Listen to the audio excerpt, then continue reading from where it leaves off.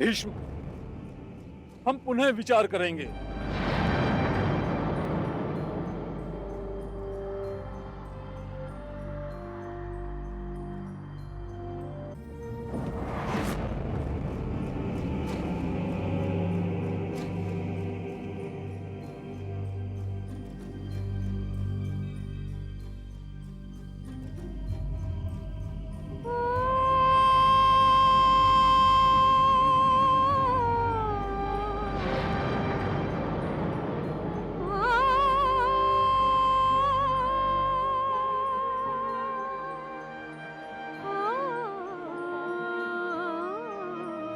ऋषिवर, ऋषिवर, ऋषिवर, मैं जानती हूँ आपके समान वीर पराक्रमी महायोद्धा इस संसार में दूसरा कोई नहीं है। यदि आप मुझे न्याय नहीं दिला सकते तो अन्य से मेरी प्रार्थना व्यर्थ है। ऋषिवर, कुरुवंश रक्षक भीष्म महाबली अवश्य है, किंतु गुरु से बलि कदापि नहीं हो सकते। हे देव, मुझे ज्ञात है माता गंगा के अपने पुत्र के प्रति सहानुभूति से आप कभी विचलित नहीं होंगे और मुझे मेरा न्याय अवश्य दिलाएंगे।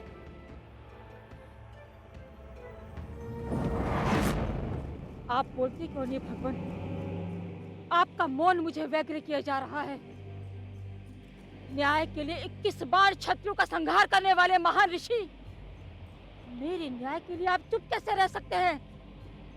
बोलिए प्रभु, बोलिए प्रभु। व्यर्थ के प्रलाप से विधि का विधान नहीं बदल सकता। तुम्हें स्थिति सत्य का ज्ञान नहीं है। यदि तुम्हारा सत्य प्रतिशोध है तो भीष्म का सत्य प्रतिज्ञा। परंतु ऋषिवर, हमने तुम्हारे न्याय के लिए ही अपने शिष्य को युद्ध का आदेश दिया। हमने अपने प्रयत्नों में किसी प्रकार की कमी नहीं की, परंतु प्रत्येक कार्य का वांछित परिणाम अपने उचित समय पर ही प्राप्त होता है। समय की प्रतीक्षा करो। ऋषिवर, ऋषिवर, क्रोध न कीजिए ऋषिवर। आपने जो कुछ मेरे लिए किया उसके लिए मैं आपकी आभारी हूँ, परंतु यही मेरे साध्य की प्राप्ति नहीं है। जब तक महाबली भीष्म से मैं प्रतिशोध नहीं लूंगी मुझे शांति नहीं मिलेगी। भीष्म संहार ही मेरा साध्य है। अम्बा के शेष जीवन का एकमात्र उद्देश्य था मेरे पुत्र भीष्म का संहार। उसके क्रियाकलापों की सूचना भीष्म को मिलती रहती थी, किंतु वो निरुपाय होकर सुनता रहता था। माता सत्यवती की आत्मकथा तो उसकी व्यथा बन गई थी, और माता के व्यास न्यू के निवेदन ने तो उसे और भी व्यथित कर दिया था। कई दिनों तक वो आत्मचिंतन करता रहा और अंततः घोर आत्मदमन के पश्चात उन्होंने नियोग के लिए महर्षि व्यास के प्रति अपनी सम्मति प्रकट की। माता सत्यवती प्रसन्न थी। महर्षि व्यास को ससम्मान हस्तिनापुर के राजमहल में बुलाया गया।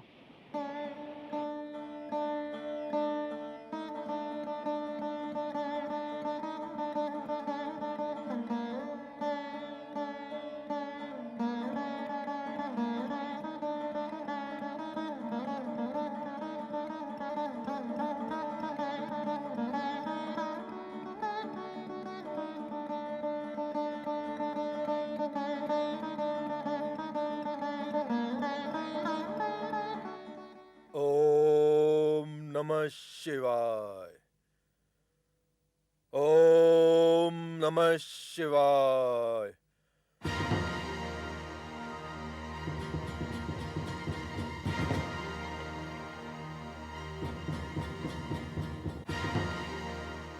पुत्र, तुम्हारे भ्राता व्यास यहाँ पहुँच गए हैं। ज्ञात है माता। तुम उनसे मिलोगे नहीं?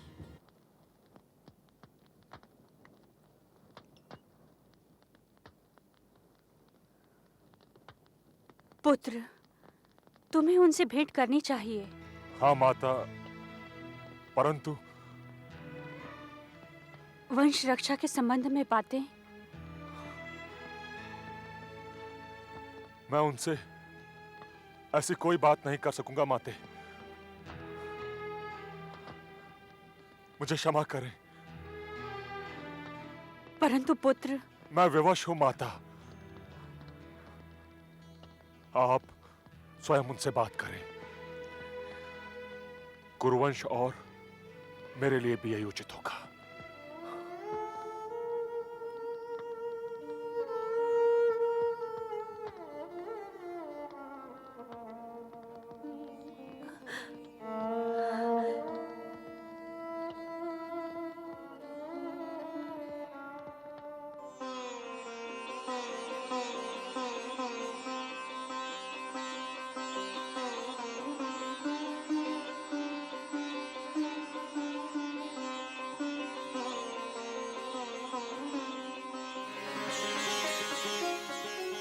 पुत्र,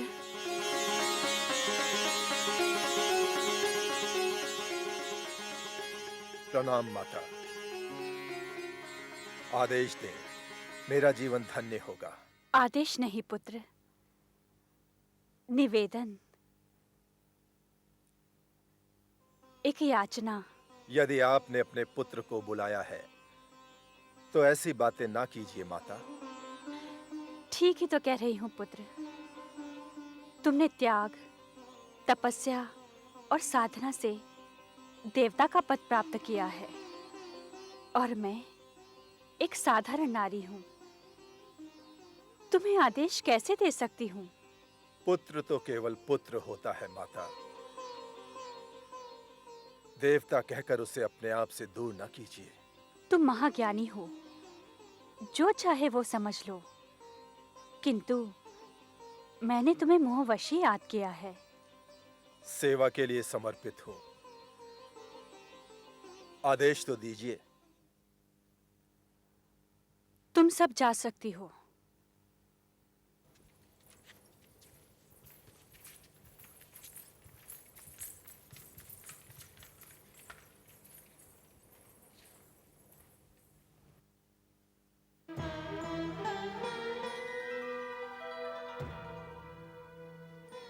पुत्र, स्वर्गीय विचित्र वीर्य की दोनों पत्नियां देह और आत्मा से दुखी हैं। देवव्रत भीष्म ब्रह्मचर्य व्रत से बंधे हुए हैं। बहुत सोच विचार के पश्चात मैंने तुम्हें याद किया है पुत्र। अपनी भावनाएं स्पष्ट करें माता।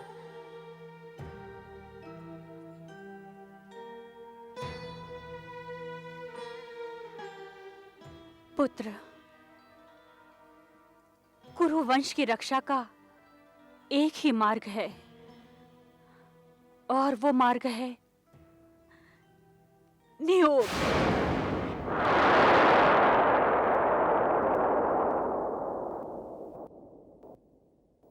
माता, हाँ पुत्र, तुम्हें अंबिका और अंबालिका को नियोग में मेरा विश्वास नहीं है माता। अपनी स्वार्थ पूर्ति के लिए भले ही हम इसे मान्यता दे दें, किंतु ये शाश्वत सत्य नहीं बन सकता। सत्य केवल स्त्री पुरुष की आत्मा है। पुत्र, यथार्थ की बातें करो। यथार्थ तो ये है कि अंबिका अंबालिका के हृदय मेरे प्रति कदाप समर्पित नहीं हो सकेंगे और समर्पण के बिना संयोग संतान पर विपरीत प्रभाव डाल सकता है। इसे भूलना दुखद होगा माता। पुत्र, मुझे उलझन में मत डालो। कुरुवंश और हस्तिनापुर राज सिंहासन के लिए कर्तव्यों की पूर्ति में मेरी सहायता करो। नियोग का वचन दो पुत्र। ये तुम्हारी माता की तुमसे प्रार्थना है। ये क्या कह रही है माता? आपकी आज्ञा का पालन अवश्य होगा, किंतु अंबिका और अंबालिका की सहमति आवश्यक है और धर्म भी। कैसा धर्म? कैसी सहमति? इन अनुचित विचारों से तुम हमें भ्रमित न करो विंता। पुत्र का लोभ देकर तुम हमें अधर्म के प्रति बाध्य न करो। और जिस प्रथा में स्त्री को केवल एक वस्तु के रूप में देखा जाए, उस प्रथा पर हमारा कोई विश्वास नहीं है, कोई विश्वास नहीं है विंता। स्वार्थ, केवल स्वार्थ है राजमाता का इस आदेश में। इस वंश का उत्तराधिकारी पाने के लिए उन्हें हमारी इच्छाओं तक का ध्यान नहीं है। अपनी इच्छा के विपरीत हम अनुमति कैसे दे दें? किंतु महारानी, फिर भी ये राजमाता का आदेश है। जानती हूँ विंता, सब जानती हूँ।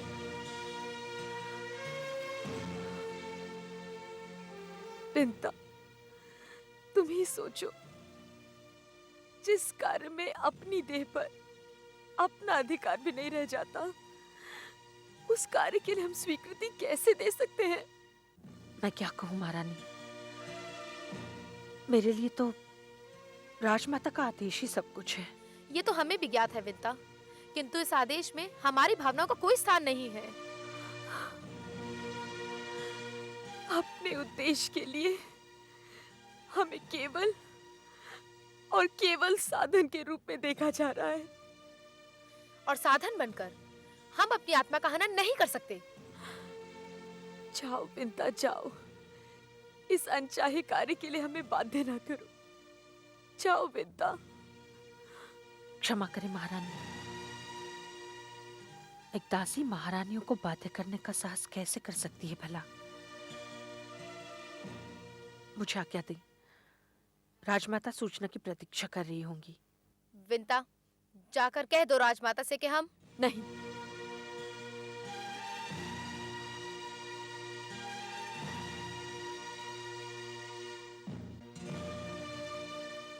हम उनके आदेश का पालन करेंगे।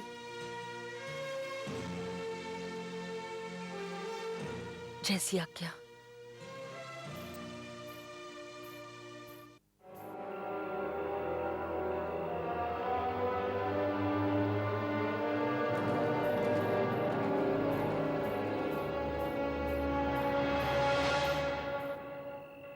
दासी का प्रणाम स्वीकार हो राजमाता। विंता,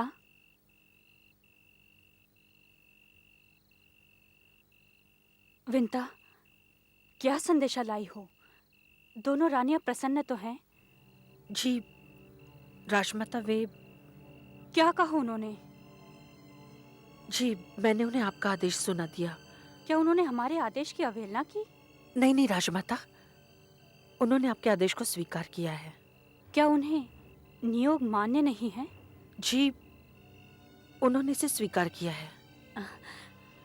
ठीक है विंता, जाओ, अंबिका और अंबालिका का सुरुचिपूर्ण श्रृंगार करो, और ध्यान रखना ऋषि के लिए कोई भी स्थिति अरुचिकर न हो। जैसी आज्ञा राजमाता। और सुनो, नियोग कक्ष की साज सज्जा और रानियों का श्रृंगार ऋषि की इच्छा के अनुकूल ही होना चाहिए। जी राजमाता। और हाँ,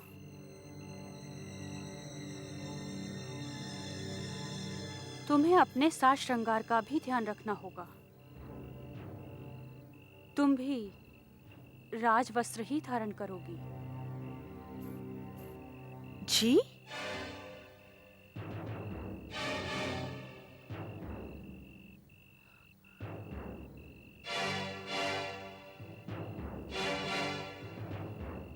जी राजमाता।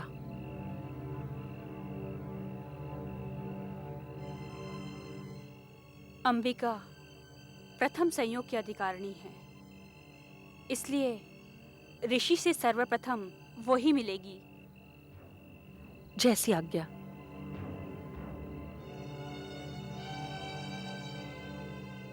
और याद रखना विंता, अन्य दासियां केवल और केवल सेवा में रहेंगी।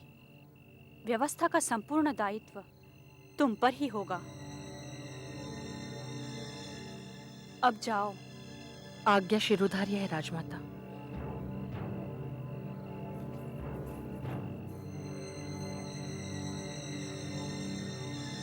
भागीरथी, क्या राजमाता की आत्मकथा सुनकर भी पितामह महर्षि व्यास के सत्य को न जान सके? जान सके थे कृष्ण। तो फिर उनसे ना मिलने का कारण समझ में नहीं आता। मेरा पुत्र उस समय दुविधा में था। महर्षि व्यास को स्वीकार करने न करने का द्वंद्व उसके मन में चल रहा था। अर्थात वे माता सत्यवती की भावनाओं को न जान सके। जान सका था, परंतु वो विवश था। उसी की सहमति से तो ये नियोग आयोजन हुआ था। दूसरी ओर सत्यवती का आदेश पाकर विनीता मुक्त भाव से साज श्रृंगार करने लगी। दोनों रानियां नियोग आयोजन से चिंतित और भयग्रस्त थी। राजरानी बनी विनीता दोनों का साज श्रृंगार करने लगी।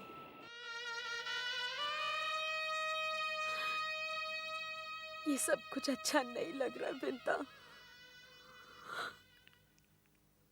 कितना दुखद है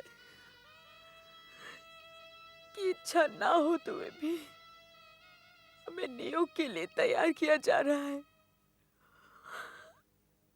अच्छा नहीं लग रहा है विनीता, अच्छा नहीं लग रहा है। और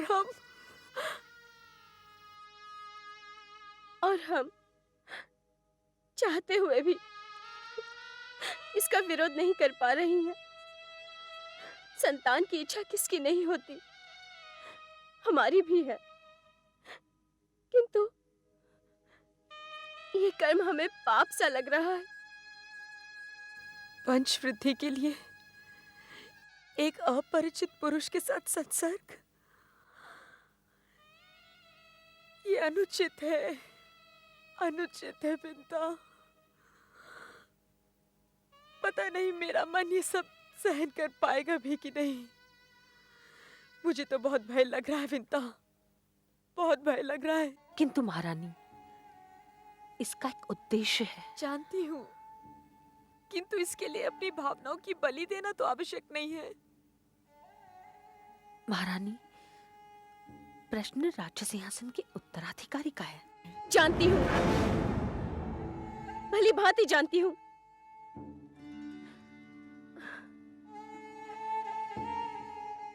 विनीता, वंश का उत्तराधिकारी पाने के लिए क्या अपने अस्तित्व की बलि चढ़ानी पड़ती है? महारानी, मेरे कहने का अर्थ ये नहीं है, किंतु विनीता, मैं जानती हूँ कि तुम भी विवश हो।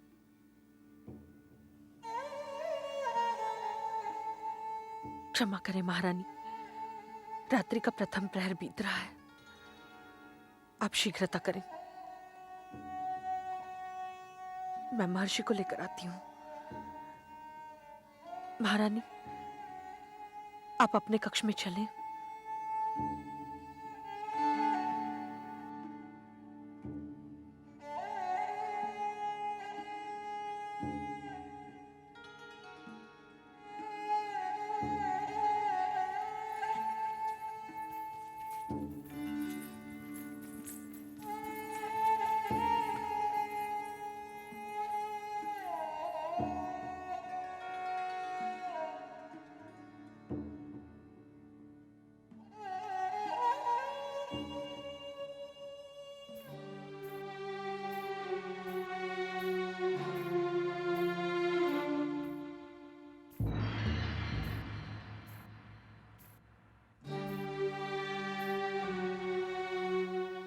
दासी का प्रणाम स्वीकार होते।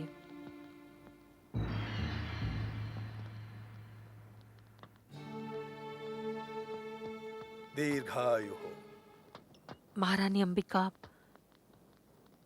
ऋषिवर के आगमन की प्रतीक्षा कर रही हैं। सेवा ग्रहण करें देव, कृपा होगी। ओम।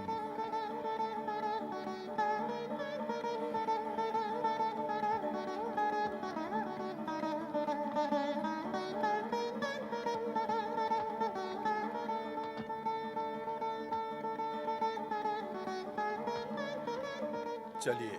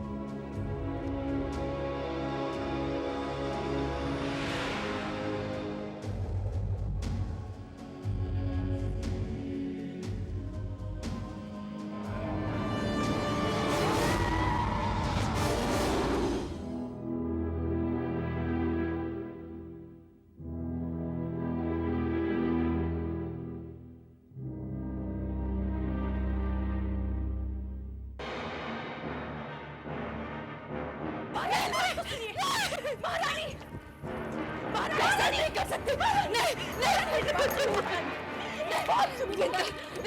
बिंता, मुझे बहुत भय लग रहा है बिंता। देखिए, मेरा रक्त सूख गया बिंता। महारानी, आंखें बंद हो गई।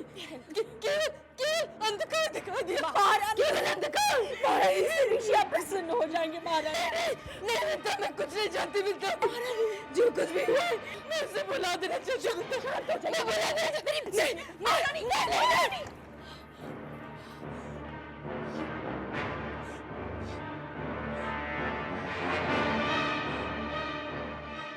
क्षमा करें राजमाता, क्षमा करें।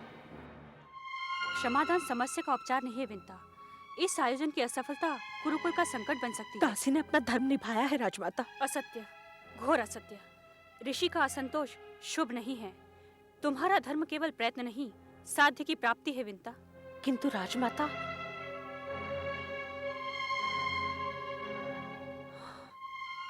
आदेश का पालन करो विंता। जाओ। जी राजमाता। और सुनो,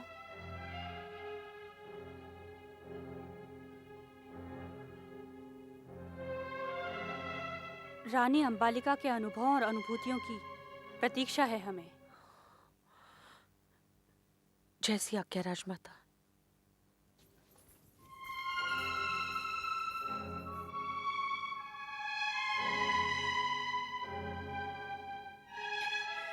नहीं, असहनीय है ये। देखो, मेरी शिराएं, ये धमनियां, मेरी सांसें, मैं सब मृत है।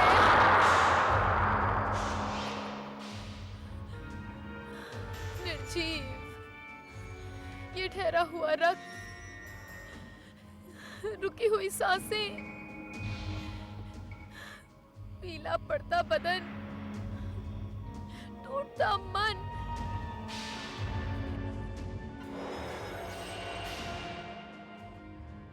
मेरे ये फड़फड़ाते हो।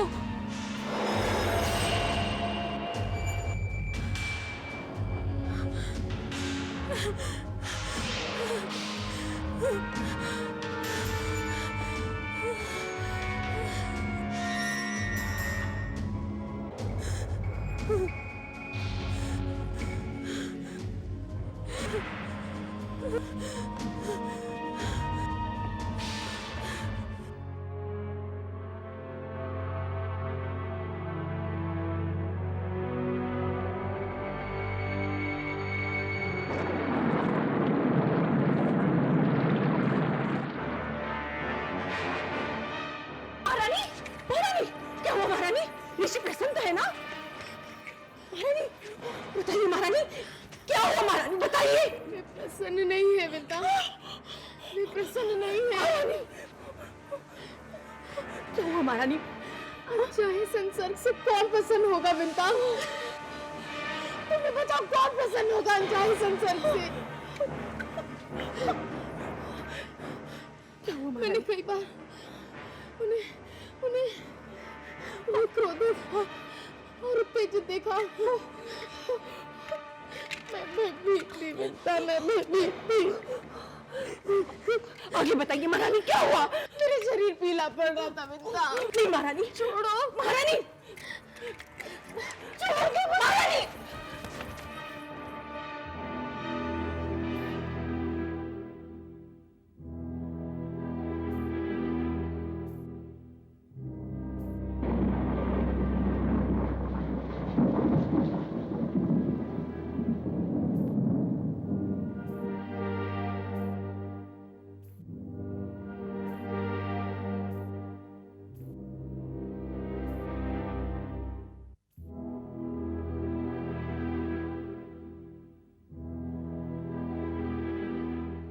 प्रणाम देव। विंता, क्षमा करें प्रभु। मुझे। क्षमा? हाँ देव, इस आयोजन में आपको जो असंतोष हुआ है, इसलिए नहीं विंता, नहीं। क्षमा तो भूल के लिए होती है, और तुमने किसी प्रकार की भूल नहीं की है। परंतु देव, मैं सफल नहीं हो सकी, मैं सफल नहीं हो सकी। नहीं विंता, इसमें दोष तुम्हारा नहीं, दोष तो परिस्थितियों का है। हम तो साधन मात्र हैं। किंतु देव, महारानी वे भी साधन बनी है। तुमने अपना कर्तव्य पूरा किया है। मैं तुम्हारी भावनाओं और तुम्हारे व्यवहार से अत्यंत प्रसन्न हूं। तुम्हारी सेवा और तुम्हारा समर्पण अत्यंत शुभ फल देने वाला है। जी, मैं कुछ समझी नहीं देव। विंता,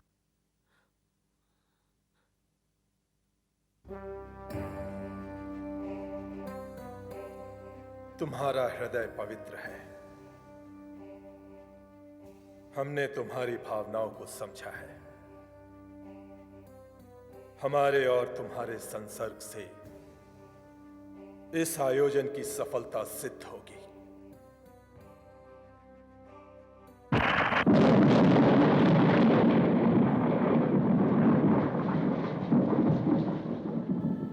जो कुछ हुआ है, जो कुछ हो रहा है, संभव है अंबिका और अंबालिका के दृष्टिकोण से उचित ना हो, किंतु सदैव स्वयं के लिए नहीं जिया जाता। कदाचित वो ये सोचती होंगी कि हमने अपना निर्णय उन पर थोप दिया, किंतु ये सत्य नहीं।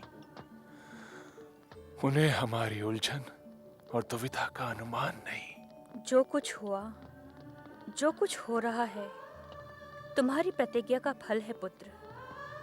किंतु इस प्रतिज्ञा का कारण मैं ही हूं। नहीं माते, स्वयं को दोष ना दे। कारण आप नहीं हैं, कारण तो परिस्थितियां थी। परिस्थितियां ही तो थीं, जिनके कारण अपने जीवन का जो रहस्य मैं अपने पतिदेव को न बता सकी, वो मैंने तुम्हें बता दिया। पुत्र व्यास के जन्म का रहस्य। आपने तो अपने जीवन का रहस्य बताकर अपना मन हल्का कर लिया, पर मैं किसको बताऊं कि आपके व्यास रहस्य ने मुझे किस बिंदु पर पहुंचा दिया है। मैंने तो केवल पत्नी और माँ का धर्म निभाया है। जो किया है वो वंश की रक्षा के लिए किया है। कोई चाहे तो मुझे स्वार्थी समझ सकता है। धर्म तो मैं भी निभा रहा हूं, कुरुवंश और हस्तिनापुर के सिंहासन की रक्षा का धर्म। किंतु माता, ना आप, ना अंबिका और अंबालिका, कोई मेरी पीड़ा को नहीं समझ पा रहा। हस्तिनापुर की आवश्यकता को जितने भले ढंग से विंता ने समझ लिया, अंबिका और अंबालिका क्यों नहीं समझती?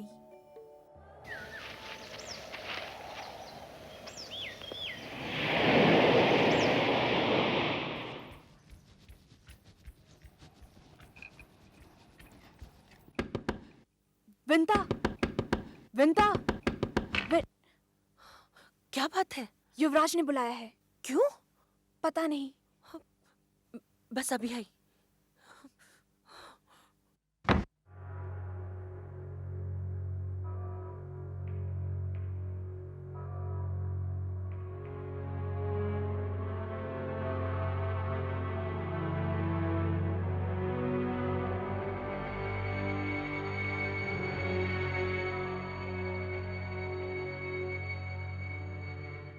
प्रणाम स्वीकार हो देव।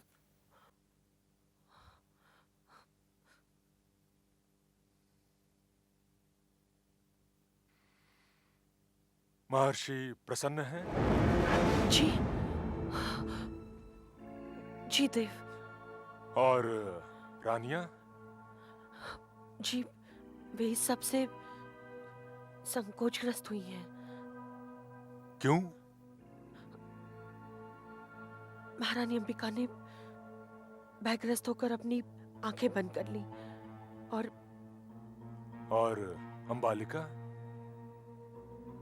वे भी भय से कांपने लगी और उनका शरीर पीला पड़ गया। तुम उन्हें? जी निर्भय होकर कहो। मुझे क्षमा करें देव,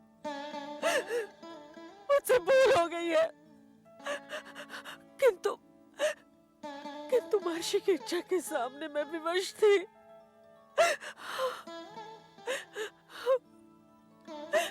जाओ,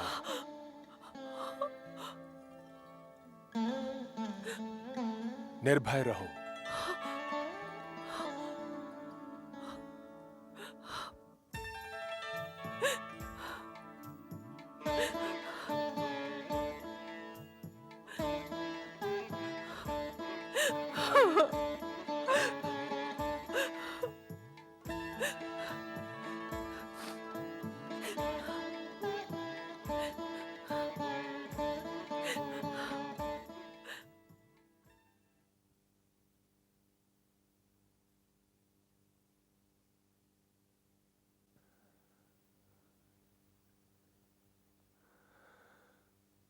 अंबिका और अंबालिका तो पुत्रवती हो गई, किंतु प्रतिशोध, प्रतिशोध, केवल प्रतिशोध, प्रतिशोध, प्रतिशोध, केवल प्रतिशोध। यही मेरे जीवन का सत्य है, साध्य है और अभीष्ट।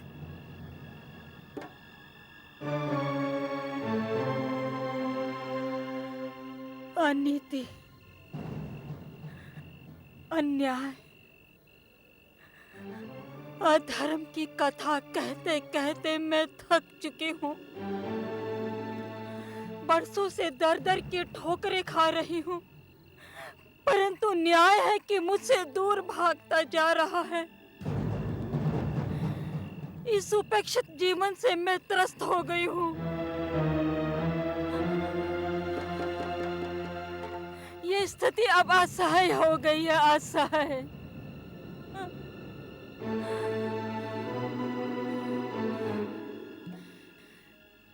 कितनी लज्जापूर्ण बात है। सभी ऋषि, महर्षि, ज्ञानी, विद्वानों ने मेरे प्रतिशोध की भावनाओं का समर्थन किया था, परंतु सब की सब निरर्थक और व्यर्थ सिद्ध हुए। एक भी ऐसा पराक्रमी नहीं है जो न्याय के लिए लड़ सके, नारी के साथ हुए अन्याय का प्रतिशोध ले सके। कोई नहीं है, एक भी नहीं, एक भी नहीं है। महाबली भीष्म का विरोध संपूर्ण कुरु राज्य का विरोध है। जानती हूँ। कुरु राज्य की शक्ति को हम भली भांति जानते हैं, हम चाहकर भी उनका विरोध नहीं कर सकते। ये भी जानती हूँ। हम सभी संगठित होकर भी सर्वश्रेष्ठ महाबली भीष्म का कुछ नहीं कर सकते अम्बे। समझ गई। तुम्हारे इस प्रतिशोध का अंत तुम्हारी पराजय के साथ ही होगा अम्बा, क्योंकि भीष्म किसी से पराजित नहीं हो सकते। तुम तो इस बात को भली भांति जानती हो अम्बे कि भीष्म को इच्छा मृत्यु का वरदान प्राप्त है। भीष्म से प्रतिशोध की कल्पना ही दुस्साहस है अम्बा। अम्बे, तुम्हें कदाचित ये ज्ञात नहीं कि भीष्म धर्मावतार है और धर्मावतार का निर्णय अटल होता है। तुम्हारी व्यथा से हमें सहानुभूति है अम्बे, परंतु हम चाहकर भी कुछ नहीं कर सकते। महाव्रती भीष्म ने सदा सर्वदा हमारे धर्म और भावनाओं की रक्षा की है, हम उनके प्रतिरोध की कल्पना तक नहीं कर सकते अम्बा। समझ गई, मैं सब समझ गई। क्षमा करें, आप सब मुझे क्षमा करें। आप सब लोग मुझे क्षमा करें।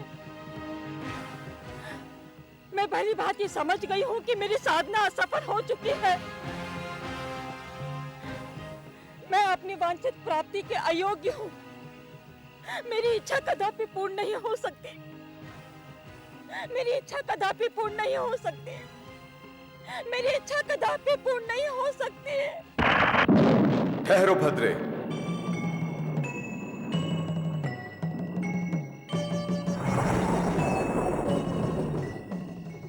नहीं भद्रे, तुम अपने वांछित की पूर्ति के लिए सुपात्र हो। तुम्हारी साधना कदापि निष्फल नहीं होगी। तुम्हारी इच्छा अवश्य पूर्ण होगी। देवादिदेव भगवान महादेव, मेरी आप पर पूर्ण आस्था है, परंतु निरंतर संघर्ष और घात प्रतिघात से मेरा स्वयं पर से विश्वास उठ गया है। क्षमा करे देव। ऐसी स्थिति में मैं भीष्म से प्रतिशोध कैसे लूंगी समझ नहीं पा रही।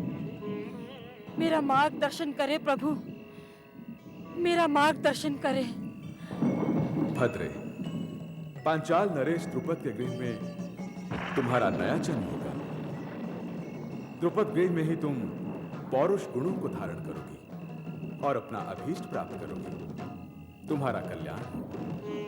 धन्य है देवादिदेव, आप धन्य हैं। आप धन्य हैं महादेव। आप धन्य हैं प्रभु। आप धन्य हैं। आप धन्य हैं प्रभु। आप धन्य हैं।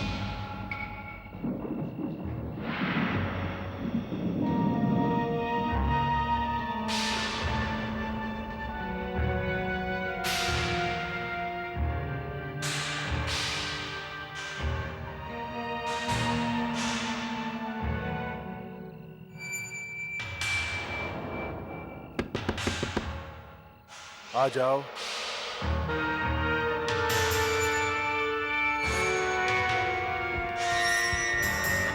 प्रणाम स्वीकार करें देव। क्या सूचना लाए हो बहुल? राजकुमारी अंबा ने भगवान शिव का आशीर्वाद प्राप्त कर लिया है देव। भगवान शिव का आशीर्वाद? हाँ देव, भगवान शिव के निर्णय के अनुसार पांचाल राज द्रुपद के वहां राजकुमारी अंबा का नया जन्म होगा और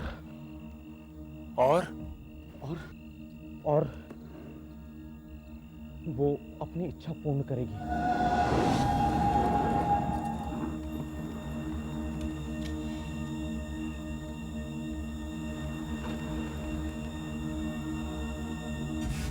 जाओ।